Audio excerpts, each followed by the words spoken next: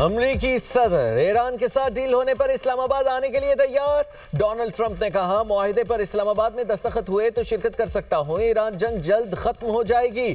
Tehran سے جنگ نہیں چاہتا تھا، جوہری پروگرام کی وجہ سے لڑائی کرنا پڑی۔ ایران ڈیل چاہتا ہے، ہم معاہدے کے قریب ہیں، اسی ہفتے کے آخر میں مذاکرات ہو سکتے ہیں۔ ایران پہلے جن باتوں پر تیار نہیں تھا اب تیار ہے، وہ ایٹمی ہتھیار حاصل نہ کرنے پر رضامند ہے۔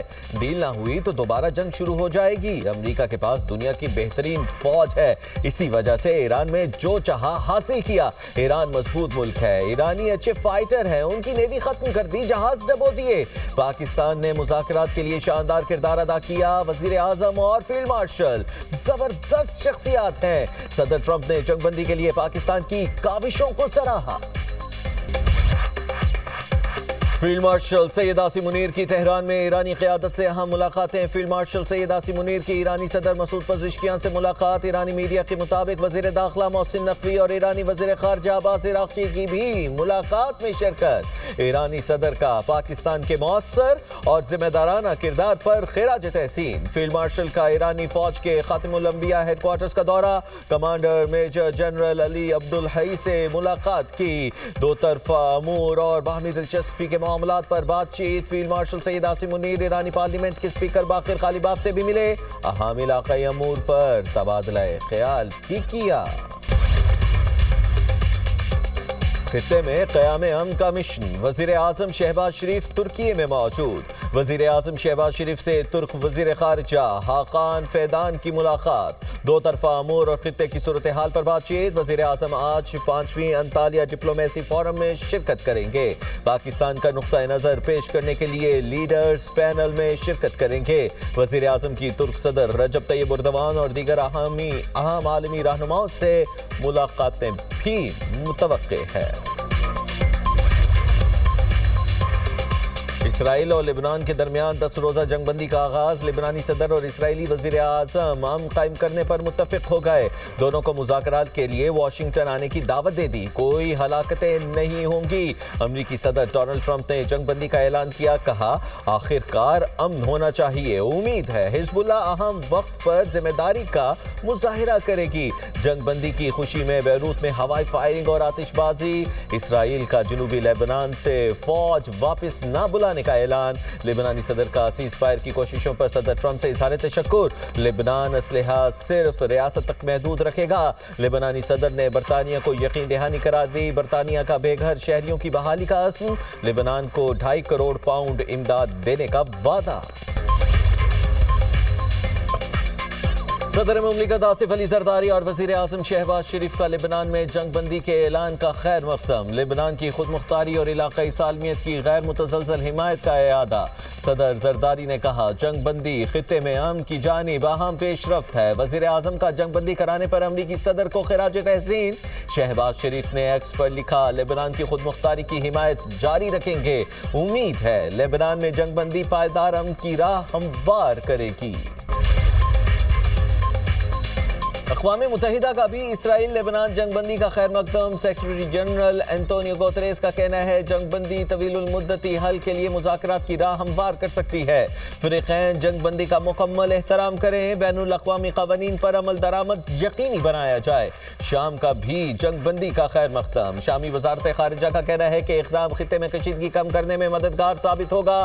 لبنان کی خود مختاری اور علاقائی سالمیت کا تحفظ یقینی بنایا جائے۔ یورپی کونسل کے صدر انتونیو کوسٹا کی جنگ بندی اقدام کی تعریف، کہا یورپی یونین لبنان کی حمایت جاری رکھے گی۔ لبنان میں امن کی بحالی کے لیے حکومتی اداروں کو مضبوط بنانا ہوگا۔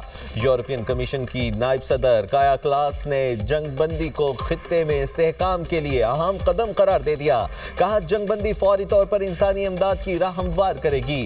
فرانسیسی صدر ایمانوئل میکرون کا بھی اسرائیل لبنان جنگ بندی کا خیر مقدم۔ امریکی ناکابندی کے باوجود پاکستانی پرچم بردار آئل ٹینکر نے آبنائے ہرمز عبور کر لی۔ بلومبرگ کے مطابق امریکی ناکابندی کے بعد خام تیل کے ساتھ آبنائے ہرمز سے نکلنے والا یہ پہلا جہاز ہے۔ شالامار نامی پاکستانی پرچم بردار جہاز ہفتے کے آخر میں خلیج فارس میں داخل ہوا تھا۔ جہاز نے یو اے ای کے داس جزیرے سے تقریباً 4,50,000 بیرل خام تیل لوڈ کیا تھا۔ ٹینکر ایران کے لاراک جزیرے کے قریب سے گزرتا ہوا خلیج عمان میں داخل ہوا۔ رپورٹ کے مطابق آئل ٹینکر کراچی کی جانب گامزن ہے۔ امریکی وزیر خارجہ مارکو روبیو اور برطانوی وزیر خارجہ ایویٹ کوپر کا ٹیلی فونک رابطہ۔ امریکی دفتر خارجہ کے مطابق دونوں رہنماؤں نے ایران کے ساتھ جنگ بندی کے آئندہ مراحل پر بات چیت کی۔ آبنائے ہرمز میں جہاز رانی کی آزادی بحال کرنے پر زور۔ دونوں ممالک نے توانائی کی ترسیل کو یقینی بنانے کی ضرورت پر اتفاق کیا۔ جنوبی کوریا دنیا میں امن کے لیے پاکستانی کوششوں کا معترف۔ نائب وزیر اعظم اسحاق ڈار کی جنوبی کوریا کے اسٹریٹجی اور انٹیلیجنس کے نائب وزیر جیانگ سے ملاقات ہوئی۔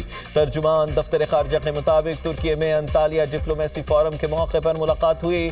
خطے کی صورتحال اور باہمی مفاد کے امور زیر غور آئے۔ کورین وزیر نے خطے اور دنیا میں امن کے لیے پاکستان کی کاوشوں کو سراہا۔ اسحاق ڈار کی شمالی قبرص کے وزیر خارجہ سے ملاقات۔ دونوں رہنماؤں کا قریبی رابطہ برقرار رکھنے پر اتفاق۔ تعلیم اور پاکستانی کمیونٹی کی فلاح و بہبود پر تعاون بڑھانے کا عزم۔ وفاقی وزیر داخلہ محسن نقوی کی ایرانی ہم منصب سکندر مومنی سے ملاقات۔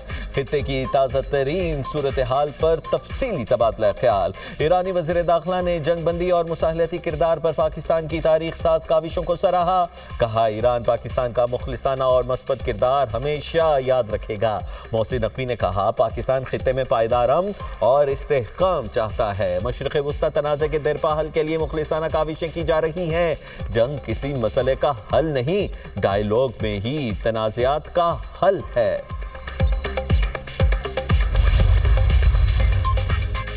ایران کو معاہدہ نہ کرنے پر حملوں کی دھمکی۔ امریکی وزیر جنگ پیٹ ہگسٹ نے کہا اگر ایران نے معاہدہ نہ کیا تو پہلے سے زیادہ طاقت کے ساتھ حملہ کریں گے۔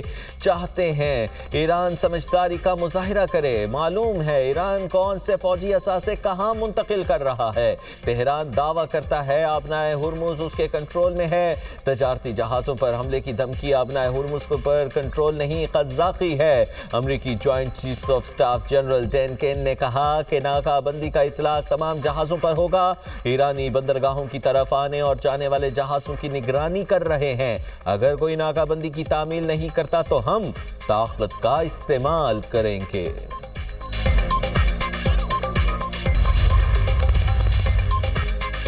گوگل پنجاب میں 1 لاکھ سے زائد طلباء کو گوگل سرٹیفکیشن کورسز مفت کرائے گا۔ وزیر اعلیٰ پنجاب مریم نواز کی زیر صدارت اجلاس۔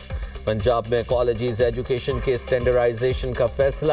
کالج طلباء کے لیے الیکٹرو بس فیسلٹی کی منظوری بھی دے دی گئی۔ وزیر اعلیٰ پنجاب کا ہونہار اسکالرشپ کے لیے تمام اہل طلباء کو وظیفہ دینے کا حکم۔ پنجاب کے تمام کامرس کالجز کا یونیورسٹیوں سے الحاق کا فیصلہ۔ مریم نواز کی سرگودا سمیت دیگر اسکولوں میں بہتری کے لیے جنگی بنیادوں پر کام کرنے کی ہدایات۔ پنجاب کے 166 سرکاری کالجز میں نئی اور جدید ترین آئی ٹی لیبز بنانے کی منظوری۔ وزیر اعلیٰ کی مائنورٹی طلباء کو مساوی بنیادوں پر اوپن میرٹ پر لیپ ٹاپ دینے کی ہدایت۔